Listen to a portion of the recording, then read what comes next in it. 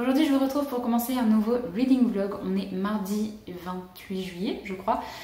Du coup on est fin d'après-midi et là je voulais vous prendre déjà hier pour commencer ce reading vlog. Sauf que j'ai complètement oublié de prendre ma caméra donc c'est pas très grave, je commence aujourd'hui. Alors depuis hier j'ai déjà lu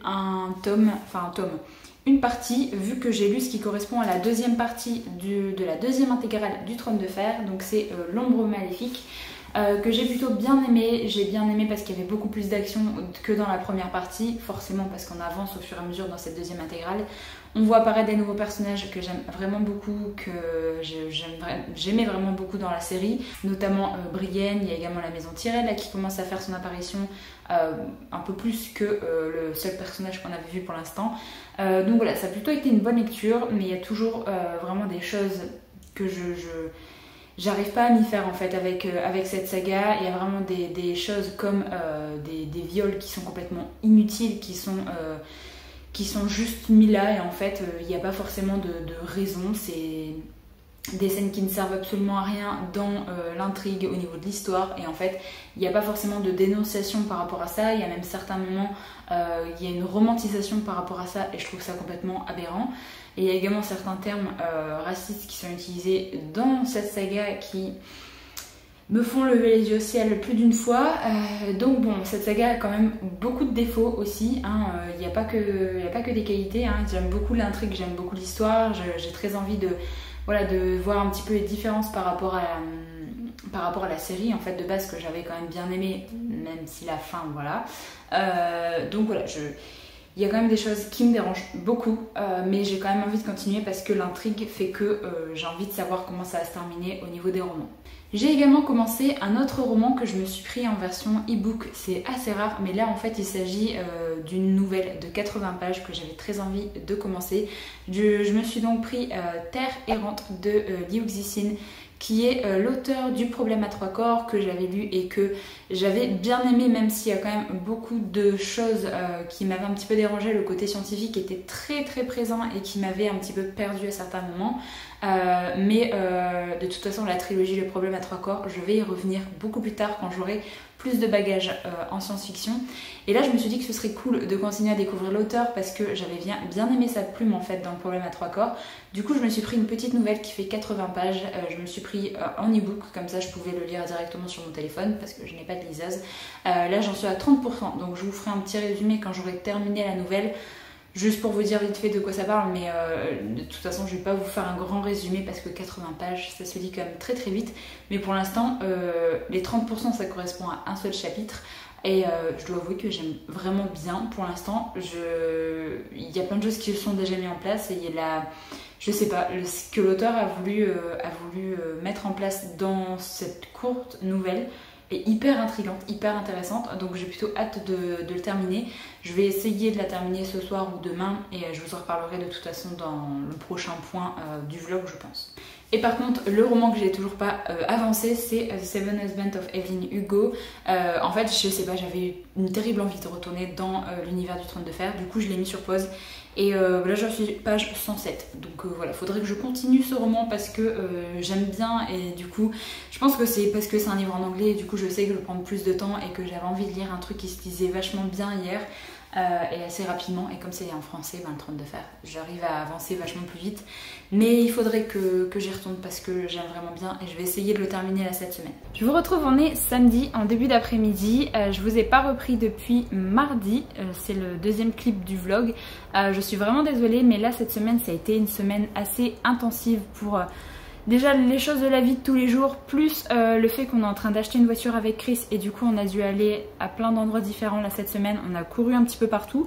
Donc j'ai pas forcément eu le temps de prendre ma caméra pour vous tourner d'autres clips, j'ai pas forcément eu le temps de continuer à lire beaucoup, du coup ça servait un petit peu à rien également que je reprenne la caméra pour vous parler, pour vous dire que j'avais pas forcément avancé dans beaucoup de lectures.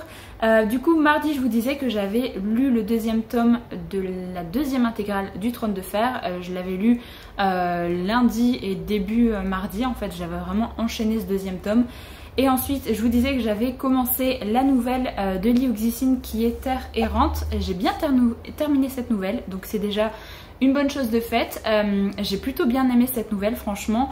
J'avais déjà bien aimé l'écriture de Liu Cixin dans Le problème à 3 corps, mais ce qui m'allait pas forcément, c'était le côté très scientifique qui était amené, et j'avais pas forcément le niveau nécessaire pour apprécier ma lecture. Il y avait beaucoup de choses que je ne connaissais absolument pas en astrophysique ou autre, et du coup ça m'avait quand même assez bloqué dans ma lecture.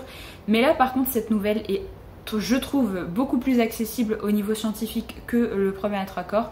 Après elle fait que 80 pages, donc c'est également pour ça. Et franchement je trouve que si vous voulez commencer cet auteur, c'est vraiment une très très bonne nouvelle pour débuter l'écriture de Liu Cixin.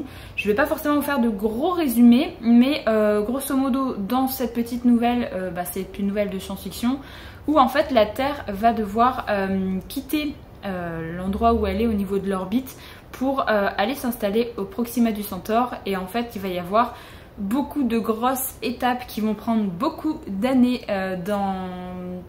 beaucoup d'années humaines en fait, pour aller d'un point A à un point B. Et en fait là actuellement nous on va suivre un personnage qu'on va voir évoluer assez vite parce qu'il va y avoir vraiment des bons temporels assez importants. Les scientifiques ont dû arrêter le fait que la Terre tourne en fait sur elle-même. Ils ont dû la bloquer pour commencer à prévoir le voyage de la planète Terre, en fait, déplacer la planète Terre.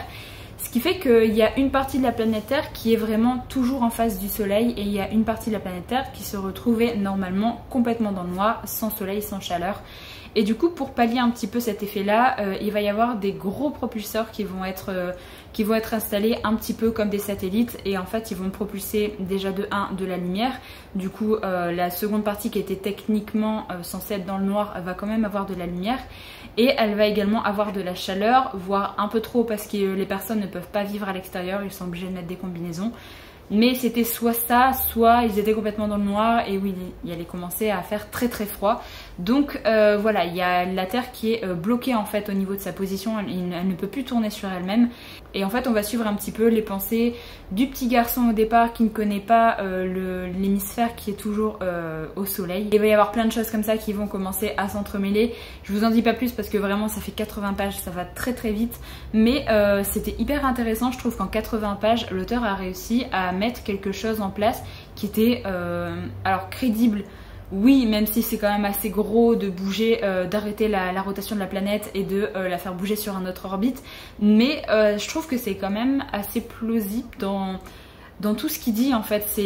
On suit la petite nouvelle comme ça, on suit tout ce qu'il dit, et en fait on se pose pas trop de questions, on se dit pas non c'est complètement nul ce qu'il dit. Après c'est peut-être aussi parce que j'ai pas forcément les connaissances nécessaires pour contredire ce que Liu Cixin dit dans son roman, mais j'ai trouvé ça hyper intéressant, j'ai trouvé que c'était très bien fait. J'ai pas forcément réussi à m'attacher au personnage parce que moi il me faut beaucoup de temps quand même pour m'attacher au personnage, et là 80 pages c'est beaucoup trop court, et en plus comme il y a des sauts temporels, moi personnellement voilà, j'arrive pas forcément à m'attacher à un personnage quand on le suit un petit moment, quand il a tel âge, après hop on saute 15 ans ou autre. J'arrive pas, je suis comme ça c'est un petit peu mon problème de lecteur, mais en soi j'ai quand même bien aimé le personnage principal qu'on suivait, et j'ai vraiment bien aimé toutes les idées qu'il y avait dans cette petite nouvelle. Donc clairement si vous souhaitez débuter la SF, la hard SF, mais de façon assez light, vu que c'est une nouvelle de 80 pages, je trouve que c'est vraiment cool. Alors après la version papier coûte assez cher je trouve, elle est à 9 € je crois pour 80 pages, ce qui est pas donné. Du coup j'ai pris le format numérique même s'il est quand même assez cher aussi. Mais bon, je me suis dit que j'avais pas envie de mettre autant pour le format papier, donc voilà, j'ai préféré le format numérique pour ma part. Et en plus de ça, je pouvais le lire sur mon téléphone, c'était assez pratique. Donc très bonne petite nouvelle. Moi qui n'aime pas forcément les nouvelles de base, je suis quand même très contente de l'avoir lu, et ça fait toujours plaisir de retourner dans la science-fiction, enfin dans la hard SF, même si c'est pas trop mon truc, là j'ai encore du mal. Mais avec une petite nouvelle comme ça de 80 pages, ça passe très très bien. Donc je pense que je vais essayer de regarder pour des petites nouvelles comme ça de hard SF qui sont pas très très longues, mais qui pourront au fur et à mesure me donner des connaissances, et pour peut-être retourner à un moment dans la trilogie Le problème à 3 corps qui est juste ici. Parce que j'ai très envie de poursuivre quand même dans cette trilogie, ça m'intrigue bien. Donc de toute façon je garde ce livre là parce que je vais continuer à un moment, c'est juste que pour l'instant j'ai besoin de me faire d'autres bagages en science-fiction. Je suis également toujours dans celui-là, j'ai avancé d'une centaine de pages depuis le début de semaine, donc je l'ai toujours pas terminé, j'ai eu trop de trucs à faire donc j'ai pas pu le terminer, mais j'ai vraiment très envie de le terminer la semaine prochaine avant le début du challenge qui va se dérouler du 10 au 16. Du coup je vous en reparlerai la semaine prochaine pour vous donner mon avis final, mais pour l'instant j'aime vraiment beaucoup.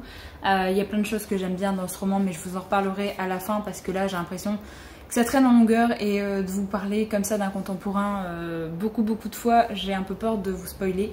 Donc je vous en reparlerai la semaine prochaine, il me reste 170 pages à lire, donc normalement je devrais le terminer. Et ensuite j'ai également commencé un autre roman qui est un contemporain historique et je crois que c'est l'un des premiers contemporains historiques que je lis. Il s'agit de Toute la lumière que nous ne pouvons voir de Anthony Doerr, qui a été publié chez Albin Michel, qui est un livre que j'ai mis dans ma pile à lire de l'été. C'est un roman historique du coup, comme je vous l'ai dit, où on va parler de la Seconde Guerre mondiale, où on va suivre deux points de vue différents. Le premier point de vue, c'est le point de vue de Marie-Laure, qui est une jeune fille qui habite en France, qui habite à Paris, et qui va subir du jour au lendemain un problème au niveau des yeux et qui va devenir aveugle. Et donc on va suivre un petit peu son quotidien avec son papa qui va lui l'aider dans cette épreuve et l'aider un petit peu à continuer les gestes de la vie de tous les jours et lui apprendre plein de choses. Et de l'autre point de vue, on va suivre Warner, qui est un jeune Allemand qui habite dans un orphelinat et qui est un enfant vraiment très intelligent. On va lui proposer de passer des épreuves pour entrer dans une école un peu d'élite.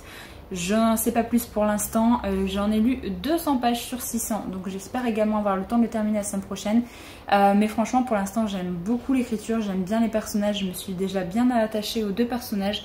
Je ne sais pas comment le point de vue de Marie-Laure et le point de vue de Warner vont finir par se rencontrer, tout ce qui va se passer avec les deux, je ne sais pas du tout. Pour l'instant on est vraiment très séparés, mais j'aime vraiment bien. C'est un roman, les romans historiques comme ça, j'aime bien en lire de temps en temps, j'aime bien lire des contemporains, mais là du coup je crois que j'en ai déjà lu un roman historique, je crois. C'est vraiment pas grand chose parce que c'est pas forcément ce que je lis normalement. J'aime beaucoup la fantasy et science-fiction et du coup ce genre je privilégie pas forcément. Mais j'aimerais bien en lire quand même plus souvent parce que c'est quelque chose qui me touche à chaque fois, surtout la Seconde Guerre mondiale, et du coup je suis très contente de l'avoir sorti de ma pile à lire et j'espère que la fin va me plaire. J'ai vraiment plus du tout... je connais plus du tout les avis des gens par rapport à ce livre-là, par rapport à la fin, tout ça. Ça fait tellement longtemps qu'il est sorti et tellement longtemps que la hype autour de ce livre est partie. Moi, je l'ai commencé sans forcément prêter attention à ce que pouvaient en dire les gens.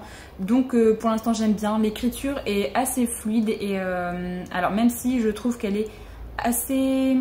pas compliquée, mais elle est un petit peu exigeante de temps en temps parce qu'il y a quand même des termes qui sont employés que j'ai pas forcément l'habitude de retrouver dans les contemporains que j'ai pu lire, donc j'aime bien. Pour l'instant ça se lit vraiment bien et je vous en reparlerai la semaine prochaine dans le prochain reading vlog. Donc voilà, je pense que je vais arrêter le vlog ici. Je suis vraiment désolée qu'il soit pas aussi long que d'habitude et que j'ai pas beaucoup plus de contenu à vous présenter, mais cette semaine a été une semaine assez compliquée. Bon, après j'ai quand même lu un tome dans le Trône de Fer, j'ai lu une petite nouvelle et j'ai avancé dans celui-là, mais voilà, j'aurais bien aimé terminer celui-là parce que ça fait 2 semaines que je l'ai, enfin 1 semaine et demie que je l'ai commencé, et du coup j'aurais bien aimé le terminer là pour ce reading vlog, sauf que j'ai pas pu clairement, et demain je ne pourrai pas non plus, donc ce sera pas avant lundi. Mais je suis quand même très contente d'avoir bien avancé comme ça, et j'espère que j'aurai terminé tous ces romans avant le 10 août pour le début du challenge, où normalement vous devrez voir la vidéo présentation et ma pile à lire pour mercredi, normalement, si tout se passe bien. Je l'ai tournée aujourd'hui, j'aurai plus qu'à la monter et à vous la poster mercredi. Donc j'espère que ça vous intéressera si jamais vous êtes comme moi des personnes qui adorent faire des challenges. Voilà, c'est un petit challenge vraiment sans prétention, du même genre que le Reading Rush. Donc voilà, j'espère que ça pourra en intéresser quand même quelques-uns. Donc j'espère que ce reading vlog vous a plu. N'hésitez pas à me dire si jamais vous avez lu un des livres que je vous ai présenté ou également ce que vous avez lu cette semaine. Je vous remercie d'avoir regardé la vidéo jusqu'au bout et moi je vous retrouve très bientôt pour une prochaine.